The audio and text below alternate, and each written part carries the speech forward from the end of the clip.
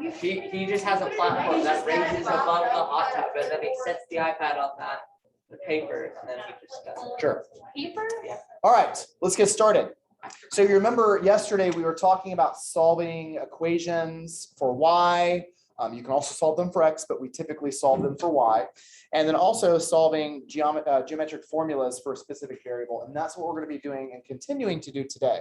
So these are all formulas. What we're going to do is we're going to solve the formula for a specific variable, and then we're going to plug in and solve for that variable. So, for example, if you look at A, we have a rectangle. Now, I gave you guys the paper copy, which spaces these problems out quite a bit more, so you have more space to write. So this is the rectangle with a perimeter of 19 inches. It says write the formula for the perimeter of a rectangle, just any rectangle, not this one, just any rectangle. What formula could I use to write the perimeter of a rectangle? Jacoby? Okay, so P equals 2L plus 2W. He said length times 2 and width times 2. That works. This works for any rectangle.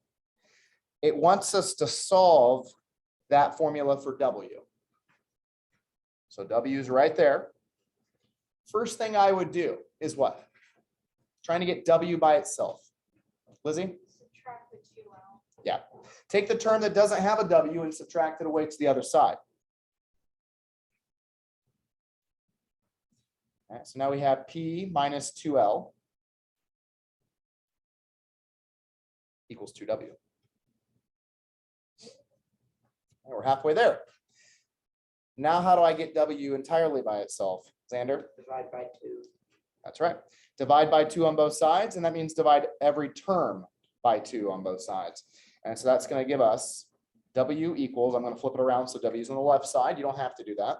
W equals perimeter divided by 2 minus, and then the 2's cancel out here, minus L, or length for L.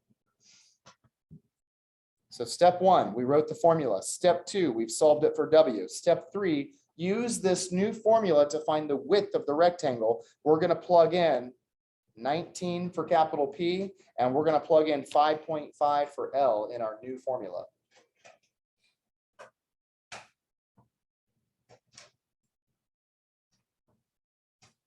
So W equals 19 over 2 minus 5.5. Calculators at the ready? Jimmy, tell me what 19 divided by 2 is.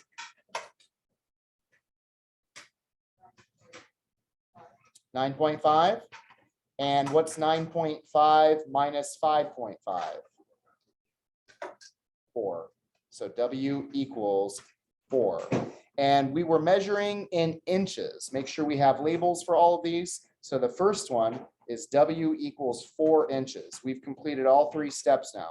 We wrote the formula for any rectangle, perimeter formula for any rectangle. We solved that formula for W. Then we used the values they gave us, plugged them in, and we know that the width of this rectangle would have to be 4. So all that's done, and now it's out of the way. That's why you guys have more space on your papers. Next one's a triangle.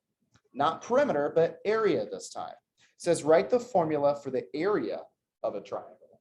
What's that formula? Order. 1/2 steps, right? Sure. So we're going to use A equals, capital A for area, equals 1/2 base times height. We have accomplished step 1. They want us to solve it for H. Means getting H by itself. Means I need to get rid of the 1/2 B. The opposite of multiplying by B is dividing by B.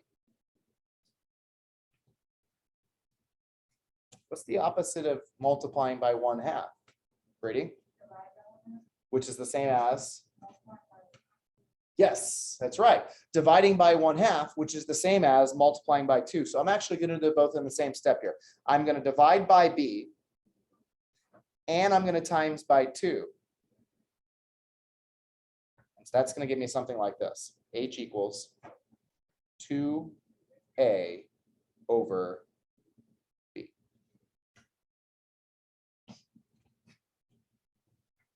So to find the height of any triangle, take twice its area and divide it by the base. That's what we're going to do. We're going to take twice that area and we're going to divide it by the base of 5/2 or 2.5 if you'd rather write it that way. So we're going to rewrite this, plugging in 10 for A and plugging in 5/2 for B. Now, by the way, 5/2 dividing by 5/2, same as what Brady was just referring to, is the same as multiplying by its reciprocal. So instead of dividing by 5/2, we could actually just multiply by 2/5. So I'm gonna scratch that out. Just say we're gonna multiply by 2/5.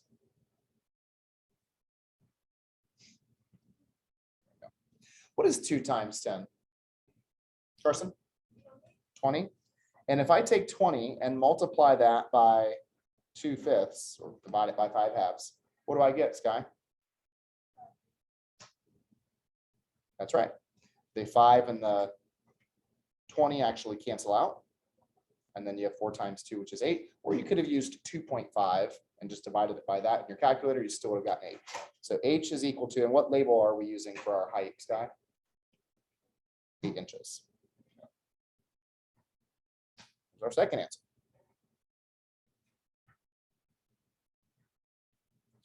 Get that out of the way. All right, next one is the circumference formula of a circle. We have to write the circumference formula of a circle. We have to solve it for R. Okay, so that means we can't use pi d as our formula because it doesn't have an R in it. So if you're not going to use the C equals pi d formula, what formula would you use? Shane? That's right. We could use the 2 pi r formula. So what I want you guys to do, I'm going to let you do this one on your own. I want you to solve that for R.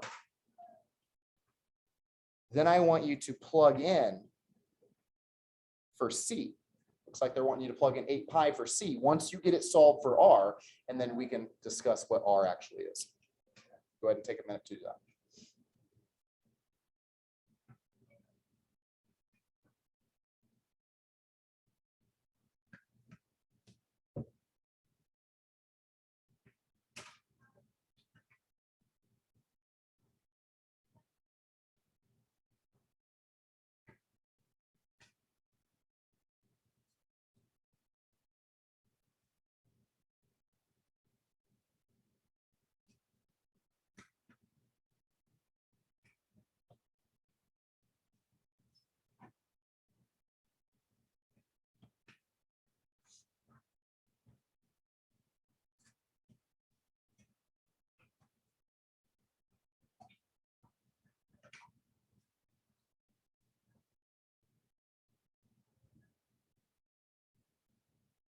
Christian, what formula are you going to get when you solve for R?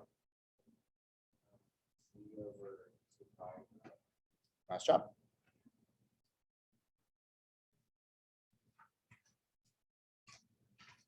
Okay, so there's our new formula. R equals C over 2 pi or vice versa. Around. And we're going to plug in 8 pi for the circumference, which means when I rewrite this, now it's going to say that the radius is equal to 8 pi over 2 pi.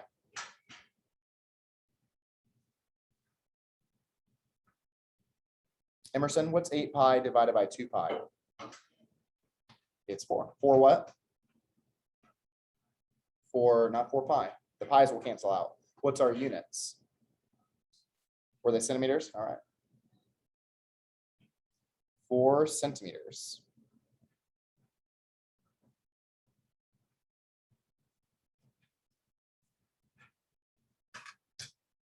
All right, second page.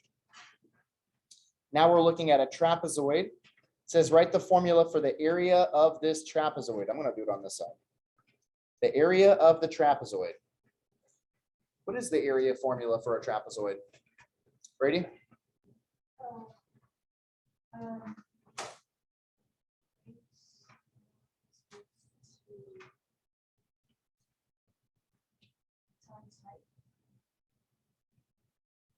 Missing one thing. Yes. Yep.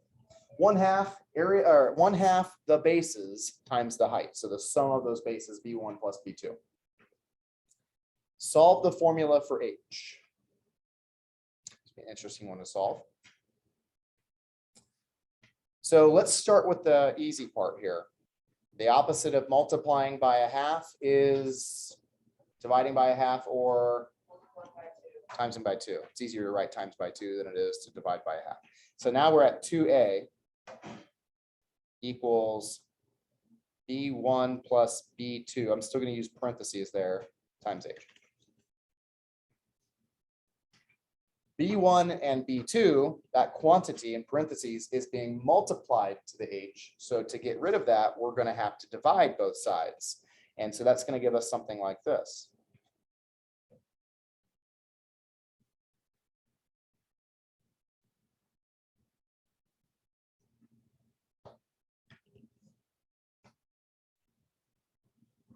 And now it's solved for H.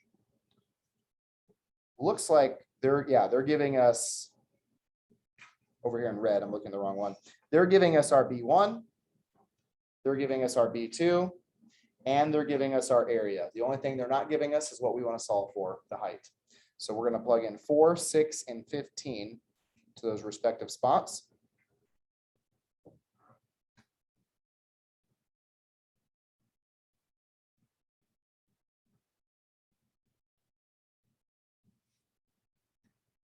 That's going to equal to H. I'm just going to put another equal sign there because I ran out of room. Deegan, what's 2 times 15? 30. And what's 4 plus 6? What's 30 divided by 10? 3. So H is going to equal 3. And what's our label, Deegan, for this trapezoid? 3 inches. Height is 3 inches for this trapezoid.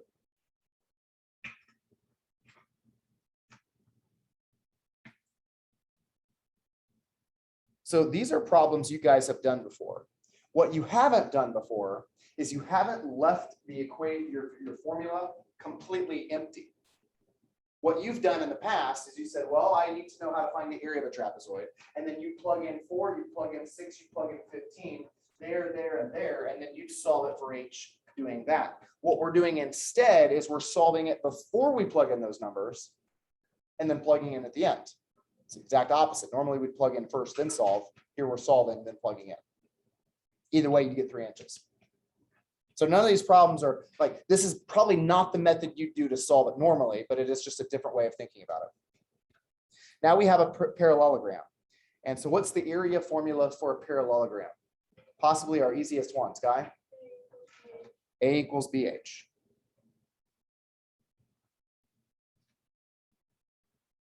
Yep, parallelogram uses the rectangle formula because rectangles are parallelograms. And so it wants us to solve it for H again.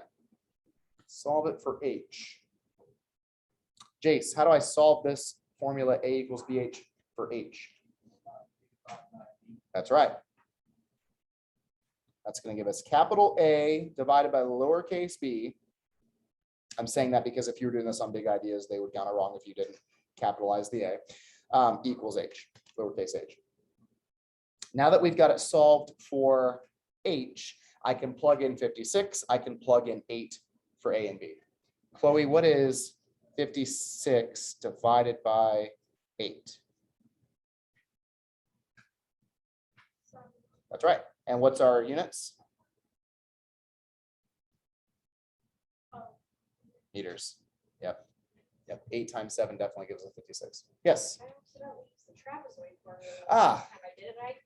I got the same answer. Did you really? Yeah. What did you use as base 1 and base 2? 8 and 8? I used 8 for both of them. And then you divide by 16? I used 2A again, so I had. Because it has, 12 okay. divided by- I gotcha. or I gotcha. not, Had that, well, because the half in front of that formula, half of 16 would be 8, and then you did 56 divided by 8, you got the same thing. Wouldn't happen every time, just so you know. Don't make a habit of doing that. All right. Now we're on to the next part. Same idea, but instead of doing two-dimensional shapes, area and perimeter, we're moving on to surface area and volume in these three-dimensional shapes. So we have a rectangular prism, we have a rectangular pyramid, we have a cylinder, and then another rectangular prism I think this is it. Write the formula for the volume of a prism. What's the formula for the volume of a prism? Any prism, Maddox?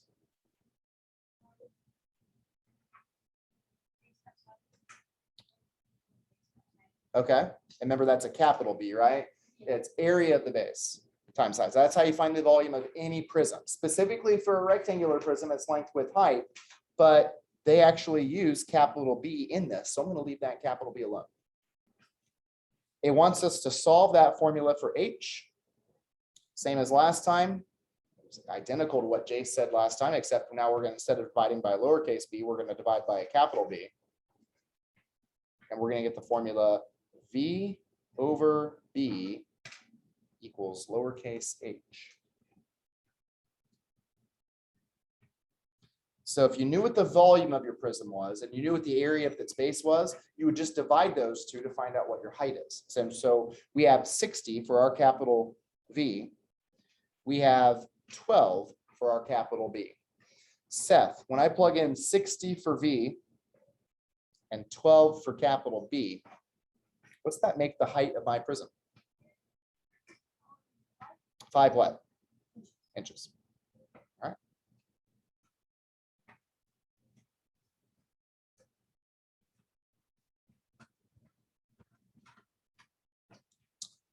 All right, triangular, no, I'm sorry, not a triangular, it's a rectangular pyramid. Write the formula for the volume of a pyramid, meaning any pyramid. How do I find the volume of any pyramid? Go ahead. 1/2 the area of the base times the height. Nope. Carson? There it is. Yep, 1/3. Well, not just 1/3, but like what was his- Well, yes, 1/3 of what Lizzie said. There you go. Yep. Socks? Yes.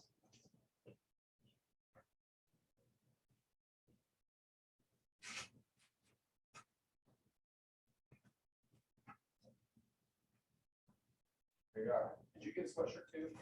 Maybe we'll come in later this week and I'll let you know. I'll send it over. Okay. Yep. All right, so we want to solve this one for capital B, okay? Capital B instead of H. So how do I get rid of multiplying by 1/3 then? Jimmy? Multiply by, yes, I think I said dividing, but yes. How do I get rid of multiplying by 1/3? Divide by 1/3, which is the same as. There you go. Yes, multiply by 3. Good. Yeah, I think I got you confused. So the timesing by 3 is going to get rid of the 1/3. So that leaves us with 3V. I'm also going to have to divide by H. So that's going to leave us with 3V over H, and that will get capital B by itself. Now our volume formula for a pyramid has been solved. So again, this is why we skipped ahead to chapter 8 and did volume and surface area. Would you have known the volume formula for a pyramid had we not talked about volume of pyramids first? You didn't do volume of pyramids last year. So that's why we skipped around. This book, I don't really like the order it goes in, so I'm going to continue to skip around to try to make it flow as easy as possible. So don't let the number of what chapter we're in bother you too much. It's just going to be, we're going to go from 1 to 1.5 to 4. Doesn't make a lot of sense, but we're going to plug in 48 for V. We're going to plug in 9 for H.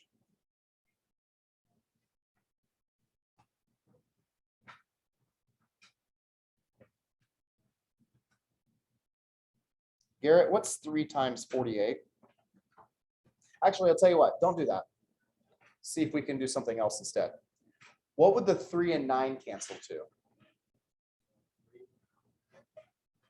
The 3 cancels the 9 to a 3, and then 3 goes to itself 1. So really what we're doing is we're thinking of 3/9 reducing to 1/3 here. So now Garrett doesn't have to divide 40 or multiply 48 by anything. He just has to do 48 divided by 3. What's 48 divided by 3?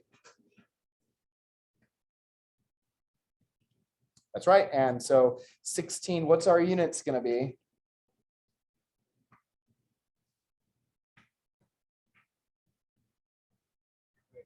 That's right. Nice job. Feet squared. Yeah, we're talking about the area of the base. So we would use square units when we're talking about capital B. Regular units if we were talking about H. Cube units if we were talking about volume. Square units if we're talking about the area of the base. So that one's done. And we have two more. We're almost, actually, you guys will have a little bit of time to work on your tomorrow's homework.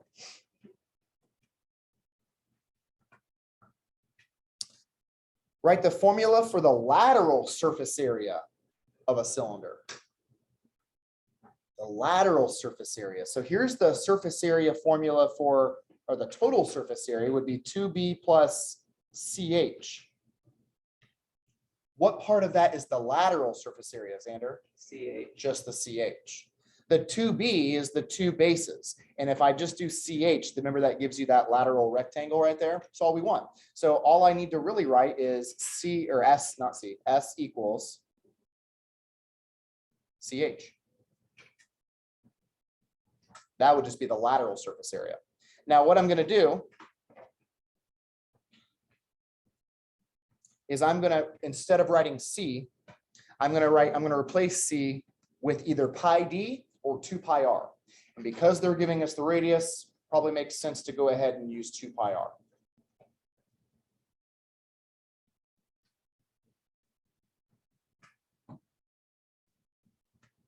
Plugging 2 pi r in for C, because I peeked over and looked and saw that they were giving us the radius. So why don't we go ahead and use, now, if you used pi d, that's fine. You would just double the radius before you plug it in for d. That's completely fine. We want to solve this formula for H again.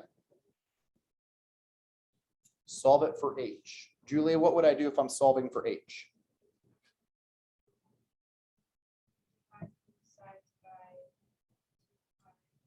That's right.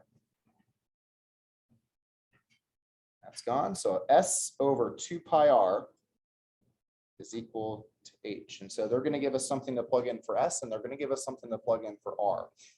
Well, we might not actually have to use pi at all. We'll see here first. For S, we're plugging in 12 pi. And for R, we're plugging in 2. So 12 pi is going to go on top. 2 pi 2. All right. Yeah.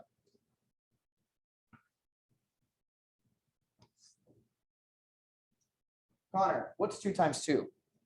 Okay, so really we have 12 pi divided by 4 pi. And what's 12 pi divided by 4 pi? Just 3. And what are our label going to be in? H equals 3 centimeters. There we go.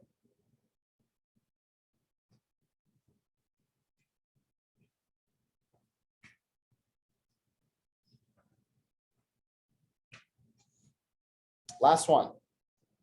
Write the formula for the surface area of a rectangular prism. The full surface area, not just the lateral surface area. What's the formula for the surface area of a rectangular prism? Go ahead. That's right. S equals 2b plus pH.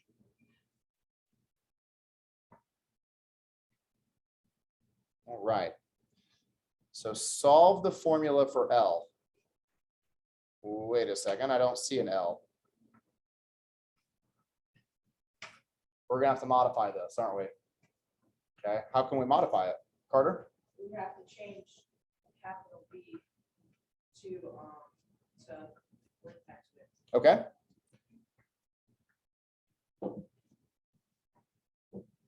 What about capital P? What do I need to change capital P to? Because remember, capital B is the area of my base. So if the area of the base is LW, what's the perimeter of the base, Maddox? 2L plus 2W. Put that in parentheses because that whole thing is getting multiplied by H. This one got a lot more complicated. It got complicated fast. Yeah, my formula works, except using the letters they're giving us, L, W, and H, we have to change, as Carter said, B to LW, and we have to change P to 2L plus 2W, just like we did on our very first problem on the front side. We want to solve this for L. Well, currently, both terms have L's in them. We got the one on the left side has an L, the one on the right side has got an L in it somewhere. So we could start by taking the H and distributing it to the terms in the parentheses to make it 2LH plus 2WH. So then we get this formula, which is actually a formula that most of you would have used last year had I asked you to find the surface area of a rectangular prism. You would have said, well, let's find the area of one side and double it. So front and back, find the area of the right side and double it, left and right, find the area of the top side and double it, top and bottom. So you would have used that formula, whether you wrote it out or not, you still would have done that same method. Now we're going to solve for L. This term right here doesn't even have an L. So we're going to move it over to the other side by subtracting 2WL or 2WH. So S minus 2WH equals 2LW plus 2LH.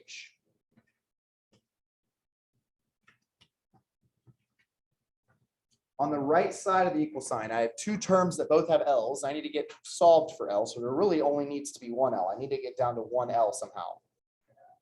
What I'm going to do is I'm going to factor out common factors. So not only do both terms on the right side of the equal sign have an L in common, but what else do they have in common? Lizzie? A 2. So on the right side of the equal sign, I'm going to factor out a 2L. Factoring out, by the way, is the exact opposite of distributing. Instead of multiplying to terms, I'm taking something out or dividing it out of both terms. So if I pull a 2L out of a 2LW, what's left? W. And if I pull a 2L out of a 2LH, what's left? H.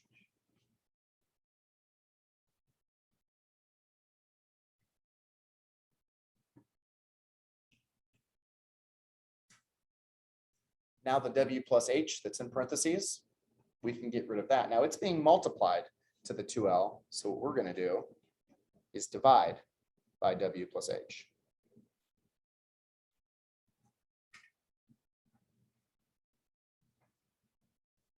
Hope you saved room on this one. I think it's the last one, so you have a little more space, right?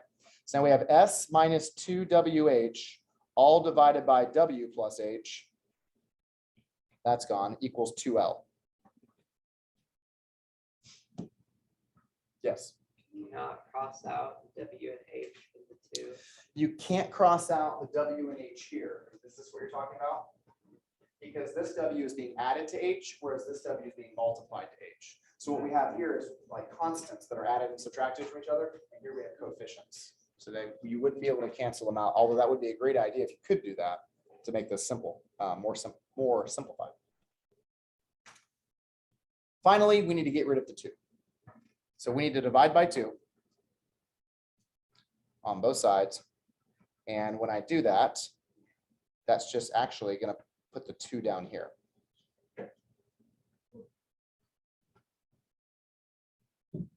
And if you're wondering why it would go on the bottom and why I wouldn't just write divide by 2 is, first of all, I can't have a fraction with 2 fraction bars.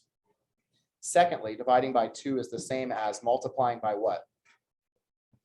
A half. So if I were to put times by 1/2, wouldn't the 2 automatically go on bottom? If I was multiplying those 2 fractions. So that's why I'm putting the 2 on bottom. Go away.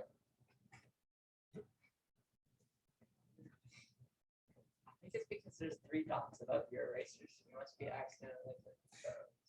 That's exactly what's happening. I'm clicking that and then that pops up. And then to make it go away, I have to put a red dot there. Is there a way you Another can red just dot. remove it completely or like move it to a different spot?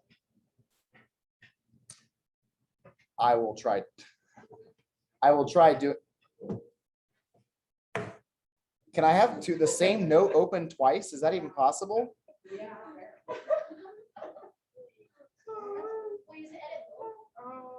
Yeah, that's weird.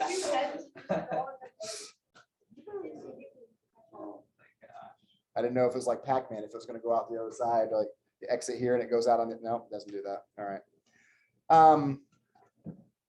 let's get back to business. I'm gonna have to fix this later though. Yep. So now I have L equals, you ready for this? Not ready. Capital S minus 2 little w little h over 2 parentheses w plus h. Why? Yeah, let's just- You can look at that and say, that's stupid, but you guys did that already when I asked you, when we did surface area stuff, and I asked you to find one of the sides, given the surface area and the two other sides of the rectangular prism. You just didn't make it look like that. It would have been a lot easier to instead plug in the numbers for W here and H in here and S there. Actually, let's go all the way back up here and do it. And then solve it that way. We get an answer. We're actually solving it first, then plugging in, because the whole point of this activity is to go opposite of what you would normally do. Solve it first, then plug in, instead of plugging in, then solve it. Oh, with this, instead of, if you did it opposite, it just take more time. It would take way more time on this particular problem. You're correct. We are going to plug in 4 for W, 3 for H, and 108 for S. So that's going to look like this: 108 minus 2, 4 for W. We say 3 for H, all over 2 parentheses 4 plus 3. And that's going to equal L. Okay, so I'll give you a second to write that down. It's actually a lot nicer now that the L's and W's and S's are gone.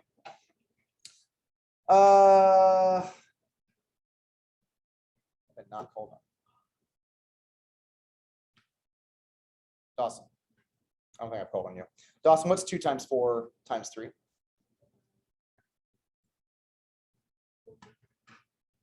2 times 4 times 3. What'd you say it was? 24. Do 108 minus 24 for me. We'll get our new numerator. Martin, what's 4 plus 3? Times 2. That's our new denominator. What's 108 minus 24? 84. What's 84 divided by 14? Does that give you anything good? What is that? 6. So L is equal to 6 meters. Let's be done with this. And that one was fun, wasn't it? No.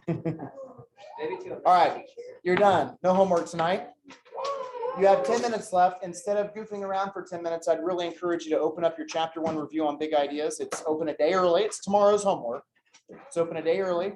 Go ahead and get a work paper out and see if you can knock out a couple of those chapter 1 review questions on big ideas. Carson.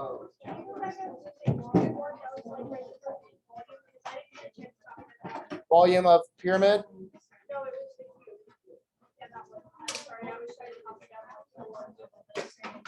Yes, let me make that bigger for you. Yep. We just do this for fun. Yes. To torture you for fun? No. I mean, just like out of school for like during your free time. Do you just do problems like this? No, not my free time. I don't. My first year that we used this textbook, I